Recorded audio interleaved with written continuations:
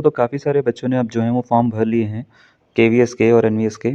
अब सबसे बड़ा क्वेश्चन ये आता है कि सर जो टियर 1 के एग्ज़ामिनेशन होने हैं, वो टियर 1 के जो एग्ज़ामिनेशन होंगे वो उसमें किस तरीके से एग्ज़ामिनेशन होंगे? पेपर पैटर्न जो होगा वो किस बेसिस पे आएगा?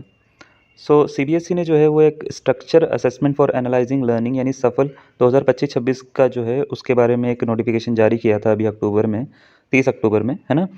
और उसमें ये बताया था कि सफल का पैटर्न किस तरीके से होगा। सफल जो एग्ज़ाम होता है वो क्लास 3, क्लास 5 और क्लास 8 के स्टूडेंट के लिए होता है। जो स्टूडेंट क्लास 4th में होते हैं वो 3rd का देते हैं, जो 6 में होते हैं वो 5th का देते हैं और इसी तरीके से आगे 9th में जो होते हैं वो 8th का देते हैं। तो एक ऑनलाइन कॉम्पिटेंसी एग्ज़ाम होता है ये। तो इसमें ये देखा जाता है कि स्कूल की परफॉर्मेंस ओवरऑल क्या है और गवर्नमेंट और प्राइवेट स्कूल दोनों ही इसको दे पाते हैं जो एफिलिएटेड हैं।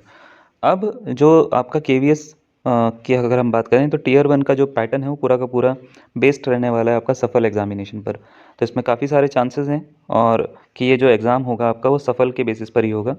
और ये एक मैं ये बोल सकता हूँ कॉन्फिडेंशियल पेपर होते हैं, ऑनलाइन पेपर होते हैं, तो ये आपको ऐसा नहीं कि इंटरनेट पे आप ढूँढेंगे तो आपको मिल जाएँगे। तो इसमें आपको थोड़ा-सा सिलेबस के बारे में इन्फॉर्मेशन होनी चाहिए। ये पता होना चाहिए कि क्वेश्चन किस तरीके के आ रहे हैं, तो आप जो है अपनी तैयारी उसी के अकॉर्डिंग कर पाते हैं।